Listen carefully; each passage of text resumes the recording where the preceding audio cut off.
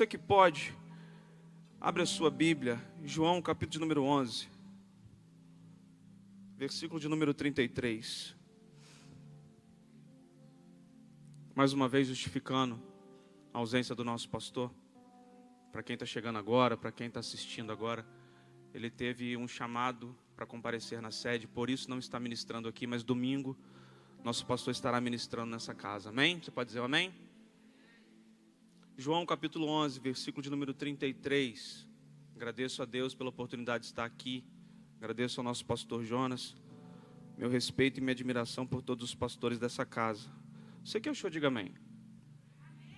João 11, 33 vai dizer assim: Jesus vendo-a chorar, e também chorando os judeus que a acompanhavam, agitou-se no espírito e comoveu-se, e disse: onde puseste? E responderam-lhe: Senhor, vem e vê. Jesus chorou. Repete isso comigo: Jesus chorou. Senhor Deus e Pai, Deus, essa é a Tua palavra, Senhor, e ela por si só, Pai, é viva, é eficaz, é poderosa, é suficiente. Fala comigo, fala com a Tua igreja, fala de uma maneira, Pai, que possamos entender e sair daqui, ó Pai, de uma maneira diferente, transformados pelo poder da Tua palavra. É isso que eu te peço no nome de Jesus. Amém? Irmãos, há algum tempo eu tenho sido ministrado por essa palavra. E me indaguei por muitas vezes o porquê um versículo registrar o choro de Jesus com tanta ênfase.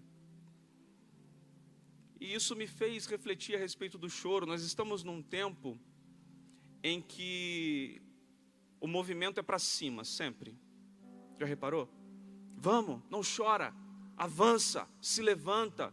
Eu não estou falando que está errado, mas Eclesiastes vai dizer que há um tempo determinado para todas as coisas. Tem tempo de se alegrar, mas também existe o tempo de chorar. E eu fui entender a respeito do choro, que o choro possui funções muito relevantes para mim e para você. O choro, ele alivia tensões. No choro é manifesto o hormônio do estresse, é expelido. O choro regula a pressão arterial. Nessa noite eu vim dizer para você: chore mais. Porque também tem choro de alegria, tem choro de gratidão, tem choro de alívio, tem choro de presença do Senhor. Nessa noite eu vim dizer para você: chore mais. E eu aprendo com Jesus, porque em 3 ocasiões Jesus chora. Em quantas ocasiões? 3 ocasiões são registradas na Bíblia o choro de Jesus. É sobre essas 3 ocasiões que eu quero caminhar contigo nessa noite, naquilo que o Senhor confiou ao meu coração para entregar a você. Jesus, Ele se importa com o teu choro. Jesus se importa com o teu sofrimento. Jesus se importa com aquilo que te faz chorar. Jesus não é indiferente à tua dor. Jesus não é indiferente ao teu sofrimento. E sabe, um dos nossos erros é querer santificar a humanidade que o próprio Jesus viveu. Ele é nosso modelo, Ele é nosso exemplo, porque eu quero ser forte no momento em que eu preciso estar aos pés chorando. O apóstolo Paulo, ele vai dizer: na verdade, quando penso que estou forte é que eu estou fraco, mas quando eu estou fraco é aí que eu estou forte, porque o poder de Deus se manifesta na minha e na sua fraqueza. O poder de Deus não se manifesta na autossuficiência. O poder de Deus não se manifesta na força do teu braço. O poder de Deus não se manifesta na tua capacidade. O poder de Deus não se manifesta no seu entendimento nem na sua inteligência. O poder de Deus se manifesta quando você fala: eu não posso, mas tu podes.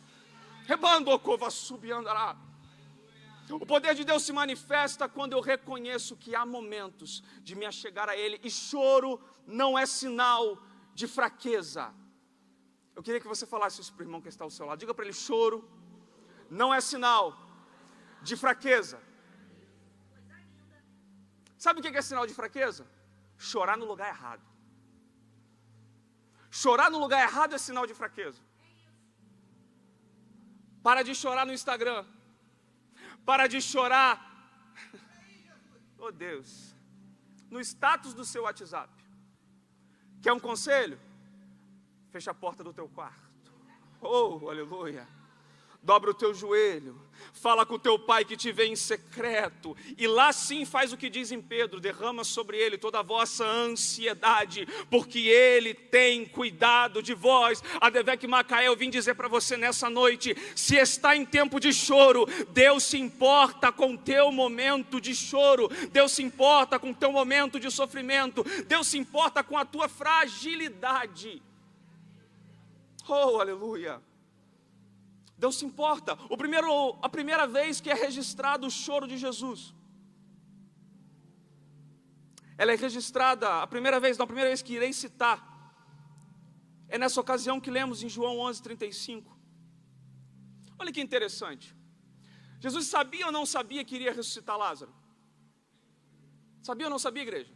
Sabia. Tanto é que ele fala para os seus discípulos: não precisamos ir agora. Lázaro dorme. Não precisa ter pressa. Lázaro dorme, porque aquilo que te faz chorar hoje, Jesus já está lá no futuro vendo aquilo que Ele vai fazer sobre a sua vida. Aquilo que hoje é motivo de luto dentro dessa casa, talvez na sua vida, Deus está falando: se acalma, se aquieta, só dorme. Eu já preparei a ressurreição lá na frente para você. O milagre já está preparado, já está para ser entregue a você. Descansa. Só que isso não faz Jesus ser indiferente. E aqui eu aprendo: quando você estiver em uma condição de fé, não menospreze a condição de carência do teu irmão.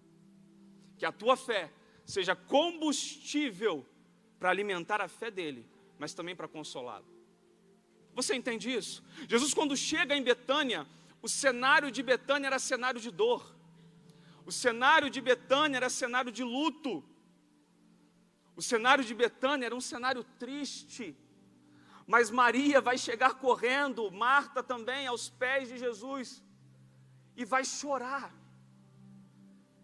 E quando ela chora, e Jesus vê o choro dela, Jesus vê o choro dos judeus, vai dizer que o íntimo de Jesus se perturba. E aqui nós temos a ênfase bíblica, só de dizer que o íntimo dele se perturbou, e em seguida dizer que Jesus chorou, está fazendo uma das primeiras manifestações do choro, para mim e para a sua vida: empatia. Quando eu manifesto choro, eu estou dando uma linguagem não verbal, dizendo: eu me importo, eu me compadeço, eu também estou aqui para te consolar. Você lembra o que ele disse? Eu vou, Pai, mas não vos deixarei órfãos, enviarei outro consolador, que estará com vocês todos os dias, até a consumação. Jesus, ele ensinou isso em terra, na sua humanidade, mas ele falou também: não vou deixar você sozinho. Quando Jesus está diante de Maria, quando Jesus está diante de Marta, e ele chora, ele está manifestando compaixão. Ele sabia que ia ressuscitar, mas o choro moveu o coração de Jesus, e o choro de Jesus foi um choro de compaixão. Entenda algo: quando Jesus manifesta um choro de compaixão, quando Jesus manifesta um choro de dor pela dor do outro, ele vai ser motivado a se apressar. Você não entendeu isso? Ele vai ser motivado a se apressar a realizar o milagre. Você entende? Jesus, quando ele estava aqui ministrando, quando ele estava conversando com Marta, e quando ele está conversando com Maria, ele fala: calma, eu sou a ressurreição e a vida. Calma. Ele está num diálogo, ele está aproveitando o sermão, mas quando Maria chega quebrantada no choro aos pés dele, ele fala: para tudo, cadê Lázaro? E eu quero dizer para você nessa noite: talvez o seu posicionamento de muito firme, de muito duro, está demorando, dificultando o agir de Deus, mas o Senhor está falando para mim e para você nessa noite: para de ser resistente, se achega a Ele com um coração humilde e quebrantado, porque em Salmos vai dizer que Ele não despreza um coração quebrantado, um coração contrito, Ele não desprezará. Oh, aleluia. Jesus vê seu luto, Jesus vê sua dor, Jesus vê teu sofrimento, e Ele não é indiferente. Mas antes de resolver e de solucionar, Ele vai se compadecer de você, para você saber que não está sozinho. É isso que Ele faz com Maria. Ele se compadece. Aleluia. Glória a Deus. A dor, o sofrimento, o luto, a perda, não endurece Jesus. Não endurece. O choro de Jesus não é um choro que endurece o coração dele. Talvez você já chorou tanto, já chorou por tanto tempo, já chorou por várias vezes, que hoje não consegue nem mais chorar, porque o coração se endureceu. Já não crê mais na palavra liberada no altar. Já não crê mais quando abre a Bíblia e a Bíblia te dá uma direção que precisa exercitar fé. Porque as suas experiências anteriores não foram legais, não foram boas. Mas Jesus, ele me ensina que mesmo cercado de um ambiente de dor, mesmo cercado de um ambiente de luto, a dor, o choro, o luto, a aflição não paralisou Jesus de contemplar e de fazer aquele milagre. E vai ser assim na sua vida. Se você não parar, a dor não vai paralisar o projeto que Deus tem sobre você. Aleluia! Glória a Deus. Fala para o teu irmão ao teu lado assim: se permita chorar, meu irmão. Fala com ele, fala. Se permita se quebrantar. Aleluia. Você sabia que o teu choro em uma área, as suas lágrimas podem estar regando o solo do teu milagre? Ah não, você não entendeu. Você está, Senhor, mas eu não aguento mais. Eu não aguento mais pedir. Eu não aguento mais clamar. Aí o Senhor fala: já orou? Já clamou? Agora chora. E rega esse terreno aí, porque a semente do milagre já está aí. Só continua regando com as tuas lágrimas, porque vou eu manifestar, vou eu completar. Eu sou fiel para iniciar, mas eu sou fiel para concluir essa boa obra. Aleluia. Eu preciso de 2 ou 3 para crer nessa palavra. Jesus é fiel para começar, te dá o desejo de buscar, te dá o desejo de orar, te dá o desejo de subir monte, te dá o desejo de jejuar. Mas o mesmo Deus que te dá o desejo quando você está num momento difícil, Ele fala: estou contigo, não desiste. Eu ainda estou aqui, não desiste. Continua mais um pouco. Não dá para falar? Faz como Ana, chora. Mexe a boca, chora. Mexe a boca, não dá, não está aguentando. Que as tuas lágrimas sejam a água que vai regar esse solo. Oh, Adevec Macaé, Deus tem milagre para você nessa noite. Aleluia, Deus tem milagre para você. Segunda ocasião que Jesus chora: entrada triunfal em Jerusalém. Primeiro choro de compaixão.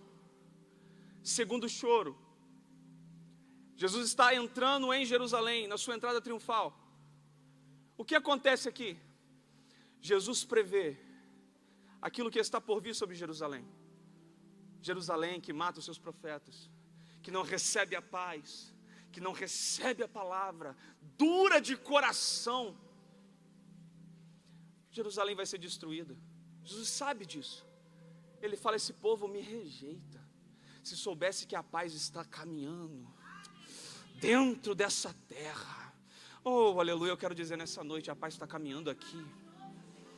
Eu senti ela no momento que eu entrei nessa casa.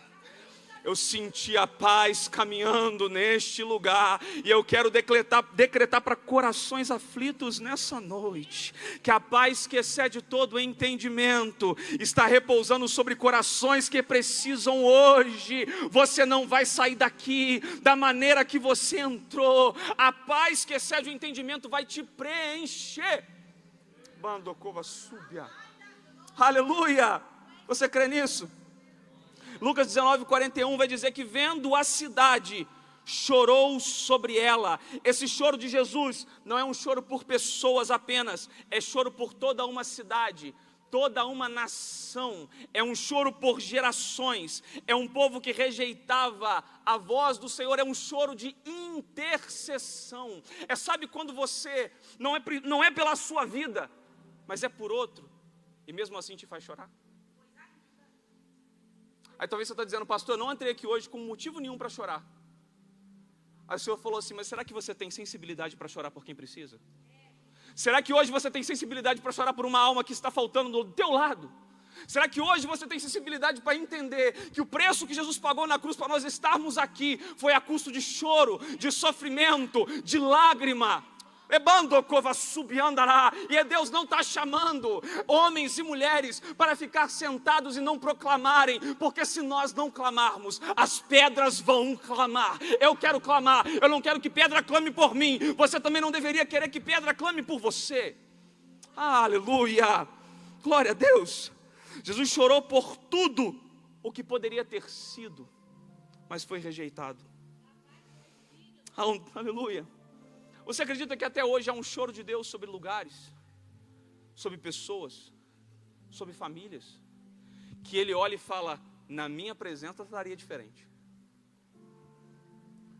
comigo estaria diferente. Ele olha para a sua vida e fala, não, se eu tivesse por completo, seria completamente diferente, era outra história, era outro nível, era outra entrega, era outro ambiente, era outra saúde, era outro local de trabalho. Jesus está falando assim, eu compreendo que é necessário chorar, sentir pela dor de alguém, que representa muito mais do que uma pessoa. Você entende isso? Você entende que você representa muito mais do que uma pessoa? Você representa a tua casa, você representa o teu ministério, você representa o teu trabalho. Jesus, Ele chora por toda uma cidade. E aí o Senhor me fez parar para pensar, será que Ele está chorando por mim? Será que Ele está chorando pela minha casa? Para um pouquinho para pensar comigo. É culto de ceia, irmão, nós podemos refletir hoje. Para um pouquinho para pensar comigo. Será que Jesus está precisando chorar pela minha família? Se eu estivesse lá de uma maneira completa seria diferente. Eu não quero ser daqueles que rejeitam a instrução. Eu não quero ser daqueles que rejeitam a palavra. Eu não quero ser daqueles que deixam para um segundo momento aquilo que Deus quer tratar hoje. Aleluia. Você entende isso aqui? Não saia daqui hoje sabendo coisas que precisam ser mudadas para deixar para começar amanhã. Começa hoje. Não seja daqueles que adia a mudança. Jesus chorou porque a porta do propósito para aquela cidade foi fechada. Não feche a porta do propósito de Deus hoje na sua vida. Não feche a porta do propósito para aquilo que Deus tem para você. Aleluia. Terceira ocasião. Antes de entrar na terceira ocasião, irmãos.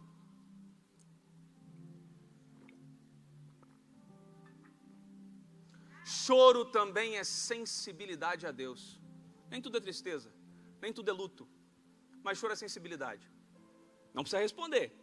Quando foi a última vez que você chorou na presença do Senhor? Não precisa responder. Quando foi que dentro de casa você teve tempo de oração com choro, com lágrimas, com presença? Eu me preocupo pela minha vida, porque a palavra de Deus fala que aquele que muito se endurece será duramente quebrantado. Se você ainda tem lágrima nos olhos ao ouvir a palavra Jesus, não se envergonhe. Se ainda quando fala Jesus salva, numa simples palavra, não preciso te impressionar, mas quando eu falo Jesus ainda salva, e você se derrama, quando eu falo Jesus ainda cura, e você fala eu creio, quando há essa sensibilidade, não perca isso. Rebando cova súbia. Nós estamos vivendo um tempo difícil em que precisa fazer muita força para falar de Jesus, mas a pregação de Jesus, ela era aqui, de entendimento para todos, mas profundidade de transformar vidas. Aleluia. O choro também é sensibilidade. Lucas 7,36 vai narrar essa história. Convidado por um dos fariseus para jantar, Jesus foi à casa dele, reclinou-se à mesa. Ao saber que Jesus estava comendo na casa do fariseu, certa mulher daquela cidade, uma pecadora, trouxe um frasco de alabastro com perfume, se colocou atrás de Jesus, a seus pés, chorando, começou a mostrar-lhe os pés, molhar-lhe os pés com as suas lágrimas. Ela molhou os pés com o quê? Com o quê, igreja? Lágrimas. Depois os enxugou com seus cabelos, beijou-os e ungiu com o perfume. Choro também é resposta da presença de Deus. Interessante é que o anfitrião da casa Aquele que convidou Jesus. Jesus está na casa de quem? De quem ele foi convidado, certo? Está na casa de um fariseu. Quem convidou Jesus não entendia a presença que estava lá. Mas quem entrou de penetra, falou, não perco essa oportunidade. Mas quem entrou de penetra está falando, eu vou chegar por baixo. Como que eu vou chegar nele? Quebrantada. Como que eu vou chegar até ele? Humilhada. Não na humilhação de que... Não, uma humilhação que reconhece, eu estou diante de um rei. Eu estou diante daquele que é digno de honra, de glória, de louvor, de majestade, que todo poder e domínio está sobre as suas mãos. Ela chega por baixo e chora. Oh, aleluia. Quem convida não valoriza a presença. Mas quem chega mesmo sem ser convidado está aos pés. Oh, aleluia. Eu tenho um alerta para você nessa noite e para a minha vida. Não se acostume com a presença. Não se acostume com a presença. Não se acostume com a presença. Não se acostume com a presença. Não, eu preciso que você repita isso com o irmão que está do seu lado. Fala, não se acostume com a presença. Mas por quê? A presença deveria ser constante. Constante, não normal. Constante, não simplesmente que vai passar batido por aqui. Não. Jesus está na casa. Jesus está na casa. Não, se Ele está, glória a Deus. Se Ele está, aleluia. Se Ele está, é para mim esta palavra. Não vai passar despercebido por mim, enquanto uma multidão está seguindo de longe. Zaqueu está subindo numa árvore, porque ele fala, não posso deixar de ver a presença. Eu preciso dizer para você nessa noite, que a forma como nós nos sensibilizamos à presença de Deus, diz muito sobre o relacionamento que temos com Ele. Você quer um exemplo? A arca é tomada pelos filisteus. Os filisteus vão levar ela para a cidade deles e vão começar a escarnecer. Primeira forma de quem se relaciona com a presença, com zombaria. Aleluia, eu preciso falar. Para de compartilhar a zombaria de Deus no seu WhatsApp. Eu preciso falar, para de compartilhar a zombaria de Deus no seu Instagram. Porque aqueles que compartilharam, aqueles que debocharam da presença, que era a Arca da Aliança, o símbolo da presença de Deus, não tiveram um final feliz. Com a presença de Deus não pode haver escárnio. Deus é santo, sem santificação ninguém verá a Deus. Santificação agrada ao Senhor. Não tratamos a presença de qualquer maneira. Os filisteus, por tratar a presença de qualquer maneira, colocar diante de um templo pagão, sofreram as consequências daquilo. Essa primeira forma de se relacionar com a presença é debochando dela. Que haja temor sobre a nossa igreja. Que haja temor sobre a nossa vida. Que haja temor nas igrejas por esse Brasil. Porque a presença de Deus ainda é santa. Não mudou. Não mudou. Não mudou. Aleluia. Os filisteus não vão aguentar aquela situação e vão mandar embora a arca. Você conhece a história. E quando vão mandar embora a arca vai parar em Bet-Semes. E engraçado que Bet-Semes os moradores sabem, conhecem. Oh Deus. Conhecem, sabe que é a arca da presença do Senhor, mas aqui não basta conhecer e viver sem princípios, porque para relacionar-se com um Deus santo, existem princípios santos estabelecidos. Meu Deus, eu preciso falar isso para você, adoração de glória a Deus e aleluia, mas se não for de alma, se não for de vontade de transformação, o céu não recebe. Aleluia. Bet-Semes tem curiosidade. O que tem na arca? O que tem lá dentro? Eu vou abrir para olhar. 70 são mortos pela curiosidade. Deus não quer curioso. Deus quer quem deseja. Deus quer quem almeja. Deus quer quem valoriza. E Deus quer quem cumpre princípios. Um grande temor vai se espalhar, porque quando eu não lido com princípios, eu sou atemorizado.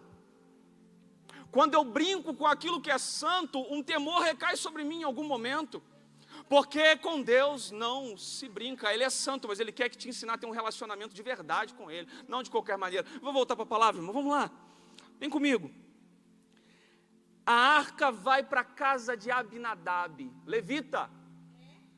Para a casa de quem que a arca vai? O que ele era? Levita.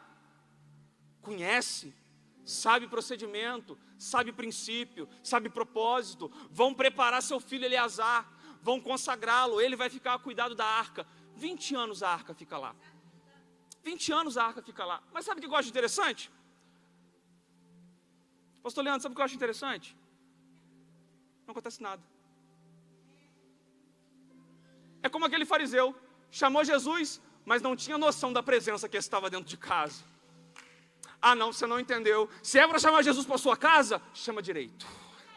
Se é para chamar Jesus para sua vida, chama direito. Se é para chamar Jesus para morar dentro de você, viva nele, por ele e para ele. Lebandokova súbia. Aleluia. Nada acontece. 1 Samuel 6, nós temos que pular para 2 Samuel. Nada acontece, 20 anos se passam, não tem uma referência a nada que aconteceu na casa de Abinadab. Agora Davi quer restaurar a aliança. Então o que representa Abinadab a sua casa? Os indiferentes. Então se enquanto eu tenho aquele que escarnece, e eu tenho os curiosos, eu tenho também os indiferentes, aqueles que chamam, mas não sabem quem está ali. Agora Davi quer trazer a presença para a cidade, quer trazer a presença para reinar junto. Davi sabe que ele não pode reinar sem a presença, glória a Deus. Davi sabe que não pode cantar sem a presença, sabe que não pode reinar sem a presença, sabe que não pode ir na frente do exército sem a presença. Então Davi vai ter uma boa atitude, eu quero a presença. Davi vai lá, vamos pegar a arca, vamos trazer. Só que o mesmo problema anterior, princípios. Havia princípios para trazer a arca. E sabe o que é engraçado? Uzá é filho de Abinadab. Uzá estava junto na casa do seu pai levita, do seu irmão Eleazar. A arca vai ameaçar cair porque está sendo transportada errada. Uzá vai querer colocar a mão, vai querer tocar naquilo que é santo e não podia ser tocado. Por quê? Porque se acostumou com uma presença que não fez diferença dentro de casa. E quando eu me acostumo com uma presença que não faz diferença, na verdade ela é indiferente. Só que tem um problema, Jesus não é indiferente. Ele não é. Aonde ele chega marca, aonde ele toca muda, aonde ele entra as coisas se transformam, porque ele é. Oh, aleluia. Aleluia. Uzá toca e morre. E aqui vem alguém que merece destaque. Todo mundo fica com medo. Larga a arca aí. Quem vai pegar a arca? Obed-edom. Obed-edom. Vai para a casa dele. Eu gosto de imaginar também. Imagina comigo. Obed-edom vai falar lá na sua casa. Mulher, prepara o melhor cômodo de casa. Porque a arca ficou para a gente tomar conta. A presença está indo comigo para o meu lar. Prepara o melhor lugar para ela ficar. Ninguém encosta, ninguém toca. Mas eu sei o que tem dentro da minha casa. Oh, aleluia, não brinca com isso, mas eu sei que é santo e está dentro do meu lar. Olha só, o que 20 anos não fez na casa de Abinadab, 3 meses vai fazer na casa de Obed-edom. A Bíblia deixa clara, e durante 3 meses, a casa de Obed-edom prosperou. Eu penso que a arca estava lá na casa, imagina comigo, a arca está lá na casa de Obed-edom, e Obed-edom sai para poder sua plantação. Quando ele chega lá, o trigo que era para ter 50, tem 100. Ele fala, o que é isso? É a presença. Oh, aleluia, a mulher dentro de casa lavando a louça, sabe, toda atribulada, não tinha tribulação, tinha paz. Aí pergunta, o que é isso? É a presença, porque alguém soube reconhecer aquilo que tinha dentro de casa. É bandokova súbia. Aleluia, aleluia. Tem momentos que você não vai conseguir pular e saltar e dar glória. Eu sei disso. Talvez você esteja vivendo um momento desse hoje. Tem momento que eu não consigo expressar assim. E era o momento daquela pecadora. Como que ela expressa? Com o choro. Talvez as suas lágrimas hoje são a única forma de você conseguir adorar. Mas Deus está falando assim, chora. Porque no chão ela não vai cair. sem antes eu colher essas lágrimas. Como oração, como incenso, para ouvir a tua causa, para estar contigo, mas para também atender a um milagre. Aleluia. Para a gente fechar, terceira ocasião que Jesus chora é no Getsemane. Aí você vai me perguntar, não, mas nos evangelhos não fala que Jesus chorou no Getsemane. Mas no livro de Hebreus, o escritor aos Hebreus, no capítulo de número 5, versículo de número 7, vai dizer assim: durante os seus dias de vida na terra, Jesus ofereceu orações e súplicas em alta voz e com lágrimas, aquele que o podia salvar da morte. Quando que Jesus ora isso? No Getsemane. Sendo ouvido por causa da sua reverente submissão, ele foi ouvido. Entende aqui comigo? Jesus chora de agonia, porque ele sabe o que precisa vir passar. Jesus está chorando porque ele fala: eu sei aquilo que eu vou ter que enfrentar, e não é fácil. O que eu preciso viver não é fácil, é duro, é pesado. Ele fala: Pai, se possível for, afasta de mim esse cálice. Irmão, eu creio tanto no poder de Jesus, que se ele para a oração ali, tinha acabado, não ia ter crucificação. Mas ele continua: mas não seja feita a minha vontade, seja feita a sua. Aleluia, aleluia. Esse maior momento de aflição aqui, ele foi ouvido, mas pela sua reverente submissão, embora, versículo 8, embora sendo filho, ele aprendeu a obedecer por meio daquilo que sofreu. Eu vou repetir, ele aprendeu a obedecer por meio daquilo que sofreu. Deus não desperdiça sofrimento. Sofrimento faz parte de ferramentas de instrução de Deus para mim e para a sua vida. Se você olhar para trás, você já sofreu tanto por outras coisas, mas está aqui hoje porque Deus te deu vitória. Então eu quero te dizer, esse sofrimento de agora não é nada. Não é nada. Deus é fiel para te fazer vencer mais uma, mais duas, aleluia. Você vai ter força para caminhar mais uma milha, mais duas, mais 100. Eu creio no poder de Deus sobre a tua vida. O choro não é à toa, o teu sofrimento não é à toa. Aleluia, glória a Deus, aleluia. O mais importante desse texto do Getsemane é que o choro não parou a missão de Jesus. O choro não parou a missão dele. Ele tinha um propósito. Havia um objetivo, sim ou não? Havia um objetivo, havia um propósito. E ele chora. Lembra que eu comecei lá no início? Chorar não é problema. O problema é deixar o choro te parar. Chorar não é problema. O problema é chorar no lugar errado e deixar o choro te endurecer. Aqui o choro não parou a missão de Jesus. O choro fortaleceu para cumprir o seu propósito. O choro foi força para ele continuar. Aleluia. O choro não impediu a cruz. A dor não cancelou o propósito. Meu Deus, eu preciso dizer para você, essa dor de hoje não vai cancelar o propósito que Deus estabeleceu sobre a tua vida. Meu Deus, às vezes é difícil, eu sei. Eu sei que é difícil. Quando estamos em momentos de dor e de sofrimento, eu sei que a gente só enxerga aqui. Só aquele momento. Mas é por isso que Deus levanta um amigo, um pastor, um pregador para dizer: o choro não é o fim. Ainda que o choro dure uma noite. Alegria, alegria, alegria, alegria, alegria. Amanhã já vai ser alegria para muitos nessa casa. Amanhã já vai ser alegria para muitos nessa casa. Não, eu ouso dizer, a alegria já começa hoje para muitos nessa casa, porque Deus está sarando corações aqui. Orebando, cova sub, andará. Meu Deus, aleluia. Glória a Deus.